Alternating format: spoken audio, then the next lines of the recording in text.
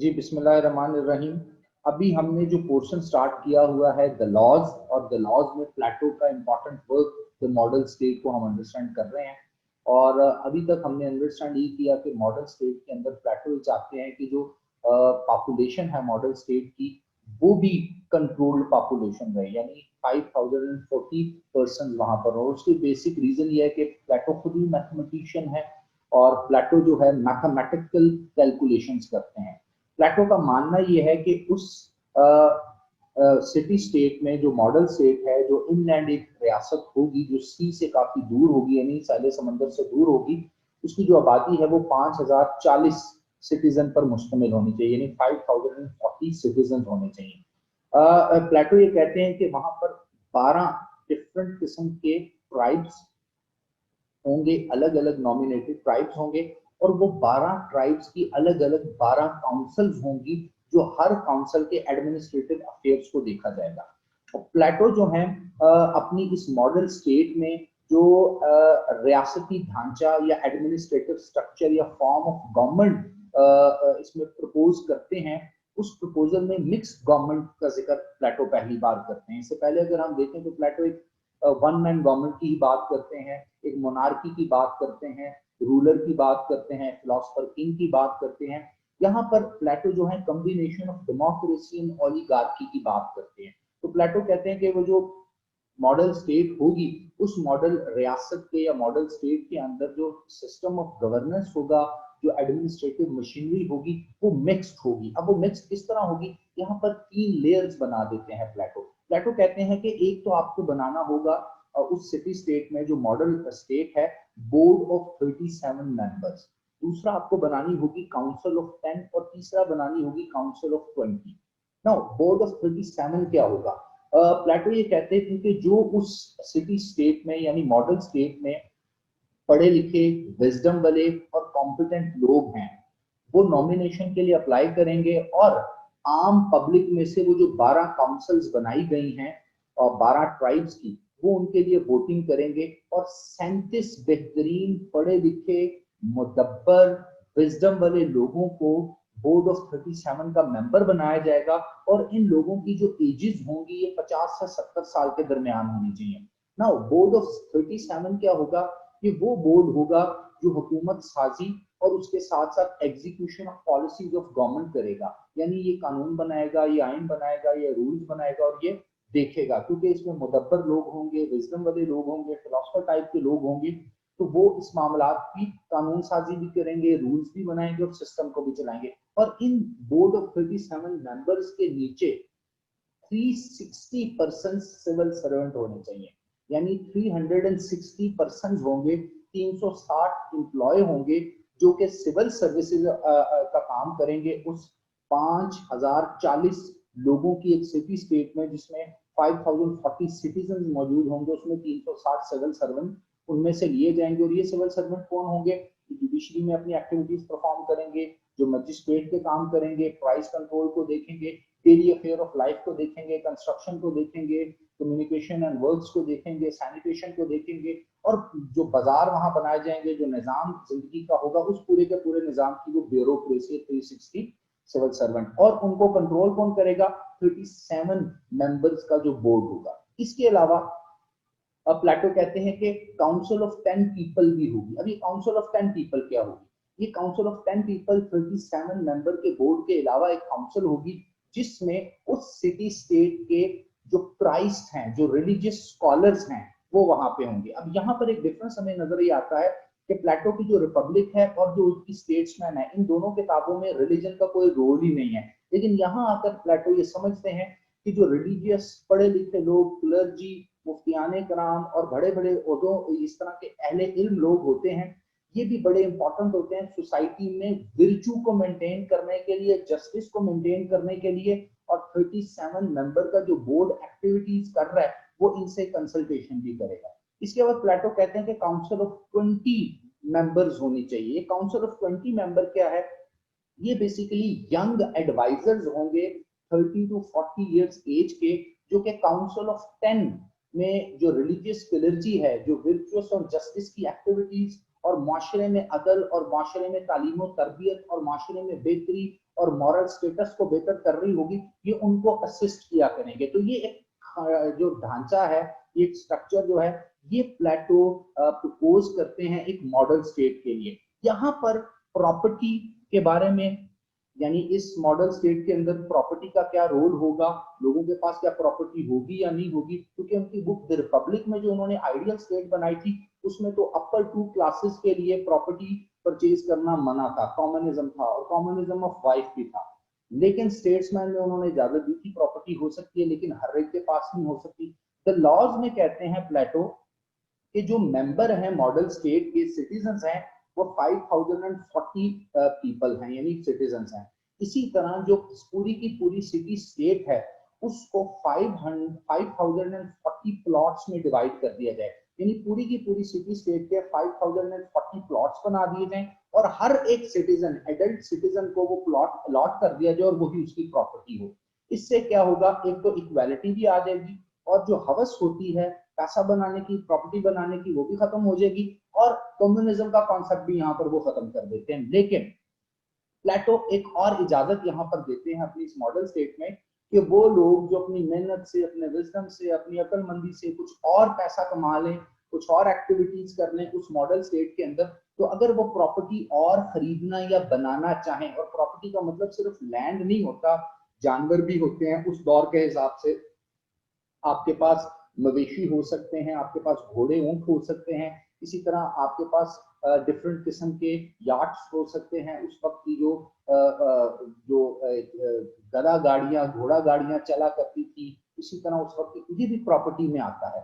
तो प्लेटो ये कहते थे कि अगर किसी शख्स के पास एक लैंड का एरिया है जो उसको स्टेट ने उसके नाम दिया हुआ है, उस लैंड के एरिया की जो वर्थ है उससे 4 टाइम्स ज्यादा उसके पास अपनी अदर देन दैट वेल्थ या प्रॉपर्टी हो सकती है। अगर इससे ज्यादा किसी बंदे के पास प्रॉपर्टी होगी तो वो स्टेट के नाम चली जाएगी, स्टेट के खजाने में चली जाएगी। तो यहाँ देखें प्लेटो थोड़ा सा नरम रवैया रख रहे हैं, थोड़े लीनियंट हो जाते हैं विद रेफरेंस टू कम्युनिज्म। वो कहते हैं नहीं, लोग थोड़े बहुत अपने पैसे और जायदाद, यानी अदर देन जो लैंड है उसके अलावा भी उनके पास कोई प्रॉपर्टी हो सकती है। यहाँ पर प्लेटो ये कहते हैं कि इस मॉडल स्टेट में कोई भी शख्स गोल्ड और सिल्वर अपने पास नहीं रख सकता। हाँ, एक डोमेस्टिक करेंसी होगी जो सिटी स्टेट के अंदर ही होगी। यहाँ एक और काम की बात इस मॉडल स्टेट में प्लेटो ये करते हैं कि जो कमर्शियल एक्टिविटी है, जाहिर है लेन देन होना है, दुकानें खुलनी है, बिजनेस होना है, बाजार बनने हैं, वो कौन करेगा? उसके लिए प्लेटो कहते हैं कि क्योंकि सिटी स्टेट के मेंबर 5040 सिटीजन हैं, वो तो बेसिकली काश्तकारी करेंगे, एग्रीकल्चर करेंगे, लाइफ स्टॉक रखेंगे, क्योंकि उन्हें तो आधा दिन अपना काम करना और बाकी के आधा दिन स्टेट की एक्टिविटीज और कम्युनिटी लाइफ में काम करना है। तो वो कहते हैं यहाँ पर जो मैटिक हैं, यानी एलियन हैं, बाहर से आएंगे जो लोग, जो डेली आएंगे, बाजारों में फिरेंगे या कोई गल्ला खरीदेंगे और वापस चले जाएंगे, वो लोग कमर्शियल एक्टिविटी कर सकते हैं और वो लोग भी सिटी स्टेट के परमानेंट मेंबर नहीं होंगे। इस मॉडल स्टेट का अंदर उनका कोई क्या कहते हैं रोल नहीं होगा, इसकी पॉलिटिक्स में रोल नहीं होगा। सवाल ये पैदा हुआ कि जब कोई शख्स मर जाएगा तो उसकी प्रॉपर्टी या जो स्टेट ने उसको प्लॉट दिया उसका क्या बनेगा? तो वो उसके बच्चों में चला जाएगा। और अगर कोई शख्स उसकी विरासत में मौजूद नहीं है तो प्लेटो ये कहते थे वो फिर किसी ऐसे शख्स को जाएगा जो इस मॉडल स्टेट का सिटीजन है, लेकिन किसी वजह से उसके पास वसाइल नहीं है, तो उसके हिस्से का वो प्लॉट उसको चला जाएगा। और फर्दर जब उसके बच्चे होंगे तो फिर, क्योंकि उन्होंने साइज तो अपनी सिटी स्टेट का वही रखना है, नंबर ऑफ पीपल तो बढ़ने नहीं देने, तो उसके अकॉर्डिंग वो सिलसिला वैसे के वैसे ही चलाएंगे। प्लेटो फैमिली के बारे में क्या कहते हैं अपनी बुक द लॉज में? प्लेटो ये कहते हैं कि फैमिली एक इंपॉर्टेंट यूनिट है। अगर हम इनकी बुक रिपब्लिक को पढ़ते हैं और उसका कंपैरिजन आइडियल स्टेट का इस मॉडल स्टेट से करते हैं, तो उसमें तो फैमिली का कॉन्सेप्ट अपर 2 लेयर्स के लिए था ही नहीं, यानी गार्डियन क्लासेस के लिए था ही नहीं। ना फिलोसोफर यानी विजडम वाली क्लास रख सकती है, ना एक्सिलरी क्लास, ना बीवियां रख सकती है, ना प्रॉपर्टी रख सकती है। यहाँ फैमिली की इजाजत सबको देते हैं, लेकिन प्लेटो ये कहते हैं कि जो आपकी बीवियां होंगी वो भी पढ़े लिखेंगी, वो भी एजुकेशन हासिल करेंगी, और जो आपका एक ओवरऑल स्ट्रक्चर उन्होंने बनाया है सोसाइटी का, वो ऐसा है कि जो शादी का कॉन्सेप्ट है, इसके ऊपर मॉडल स्टेट में प्लेटो ये कहते हैं कि ऑपोजिट स्टैंडर्ड की शादियां होंगी, यानी रिच जो है वो पुअर के साथ शादी करेंगे, जो ब्यूटीफुल है वो लेस ब्यूटीफुल के साथ शादी करेंगे, जो हॉट हेडेड लोग हैं, तेज दिमाग के गुस्सा जल्दी आ जाने वाले लोग हैं, वो कूल हेडेड लोगों के साथ शादी करेंगे। तो इस तरह की इक्वेशन प्लेटो अपनी इस बुक द लॉज में बनाते हैं। जब प्लेटो से पूछा गया कि ये आप इस तरह की रिस्ट्रिक्शन क्यों लगा रहे हैं, तो प्लेटो ये कहते हैं कि रिस्ट्रिक्शन इसलिए लगा रहे हैं कि हमने अदल और जस्टिस के ऊपर जाना है और एक वर्चुअस सोसाइटी बनानी है। यहाँ पर एक और बहुत बड़ी बात प्लेटो कर देते हैं और एक और बहुत बड़ा सिस्टम इंट्रोड्यूस करवाते हैं जिसको नॉक्टर्नल काउंसिल कहते हैं। Now what is nocturnal council? Nocturnal का लफ्जी मतलब है रात में जागने वाला, यानी एक अकाउंटेबिलिटी काउंसिल बनाते हैं प्लेटो और ये कहते हैं ये आउट ऑफ गवर्नमेंट होगी, क्योंकि गवर्नमेंट में तो हमने देखा 37 का बोर्ड होगा, काउंसिल ऑफ 10 होगी, तो काउंसिल ऑफ 20 होगी और वो रियासत के निजाम को चलाएगी, और 37 का जो बोर्ड है उसके अंदर 360 जो है वो सिविल सर्वेंट होंगे। लेकिन नॉक्टर्नल काउंसिल है, ये नॉक्टर्नल काउंसिल क्या काम करेगी? तो प्लेटो ये कहते हैं कि इसके अंदर 10 ओल्डेस्ट मेंबर जो एक्स ऑफिशियल होंगे किसी भी पब्लिक सर्विस के, वो इसके मेंबर बन जाएंगे। उनकी कम से कम एज 50 और ज्यादा से ज्यादा कोई भी हो सकती है। और वो क्या काम करेंगे? वो इंपॉर्टेंटली ये काम करेंगे कि वो देखेंगे रियासत के अंदर जो ब्यूरोक्रेसी काम कर रही है उसके काम पे नजर रखेंगे।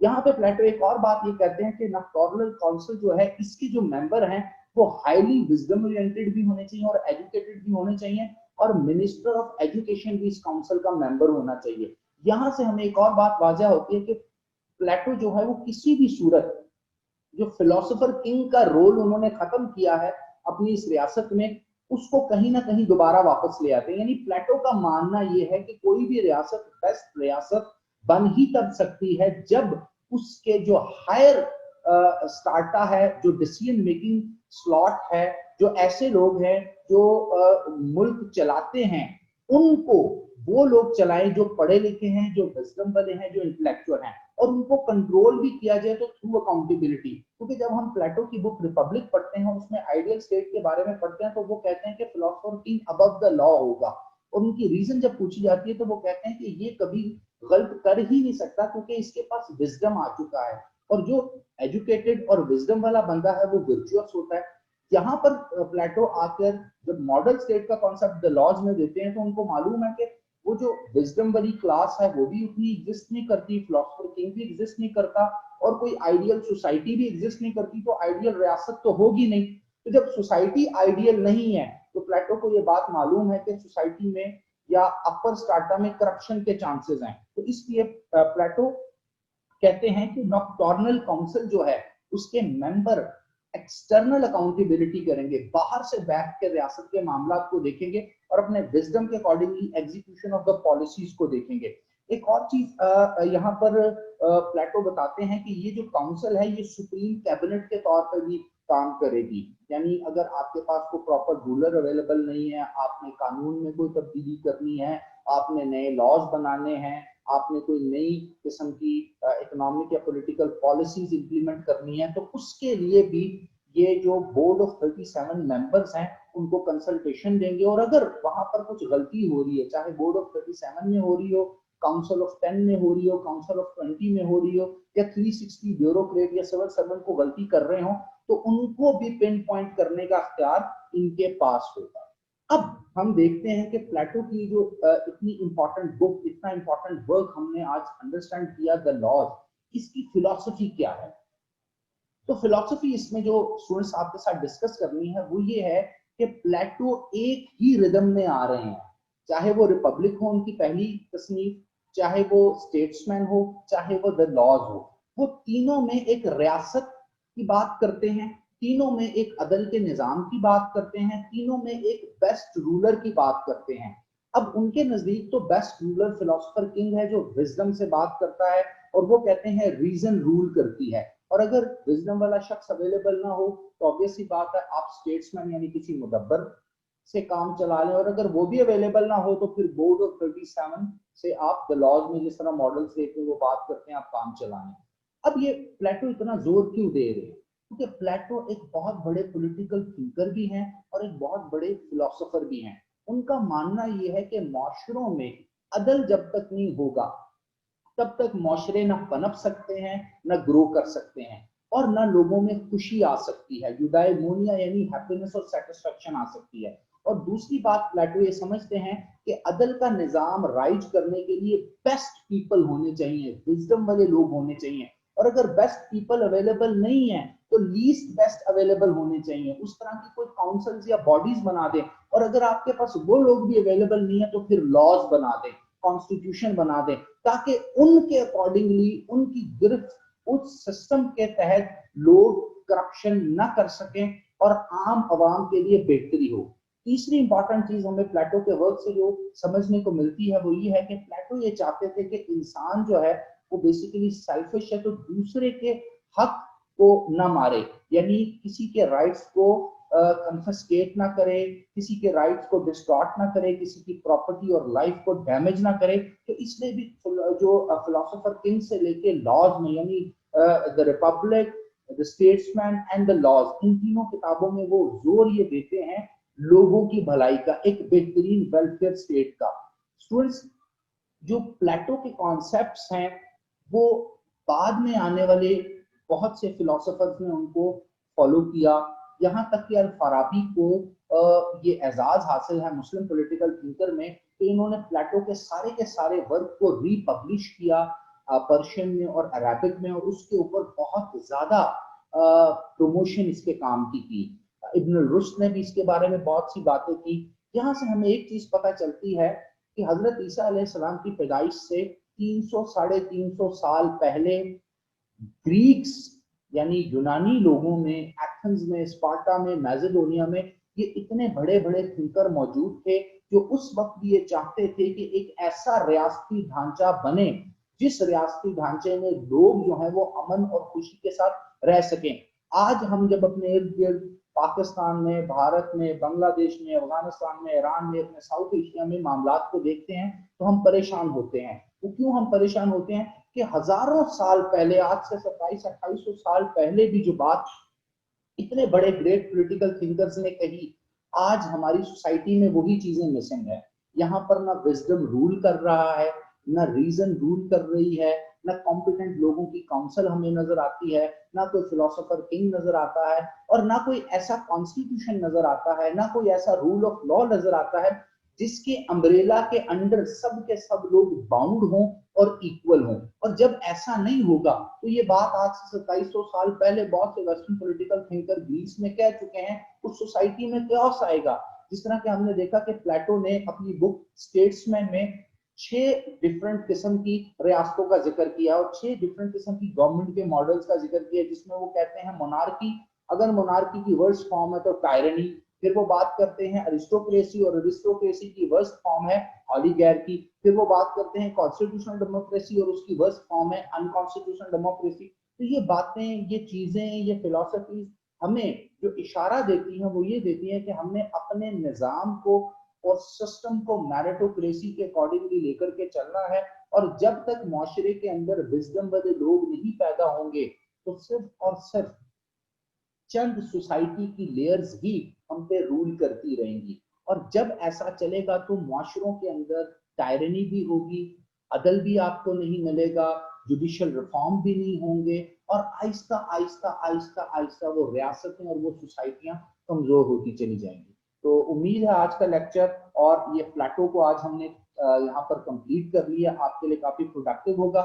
मैं आने वाले टाइम में इंशाल्लाह अलग अलग कुछ सेगमेंट्स के ऊपर कुछ और भी डिस्कशंस आपके साथ करूंगा, जिस तरह फिलोसोफर किंग पे करूंगा, कम्युनिज्म के ऊपर करूंगा, यूडाइमोनिया यानी खुशी के ऊपर करूंगा, प्लेटो की जो अलग से जो थ्योरी ऑफ फॉर्म जिसको ड्यूअलिज्म, जिसके बारे में मैंने लेक्चर नंबर 1 में बात की, उसमें भी अलग अलग से बात करूंगा, और कोशिश ये करूंगा कि आप लोगों को कुछ और कॉन्सेप्ट भी दूं जो कि बेसिकली आपके एग्जाम के लिए इतने ज्यादा जरूरी नहीं है, लेकिन आपकी एक इंटेलेक्चुअल अंडरस्टैंडिंग डेवलप होगी। वो स्टूडेंट्स जो ये वर्क पढ़ना चाहते हैं उनके लिए बुक जहां से मैं आपको पढ़ा रहा हूँ, history of political thought, George H Sabine की ये किताब है, काफी मोटी किताब है, तो अगर तो आप ये पढ़ना चाहें तो आप ये किताब पढ़ सकते हैं। इसमें बहुत कुछ आपको मिलेगा और बहुत सी एनालॉजीज और बहुत सी विजडम की चीजें आपको मिलेगी, वेस्टर्न पॉलिटिकल थॉट से रिलेटेड। इंशाल्लाह जब मुस्लिम पॉलिटिकल थॉट करेंगे तो फिर भी आपको बहुत अच्छी बुक्स मैं रिकमेंड करूंगा।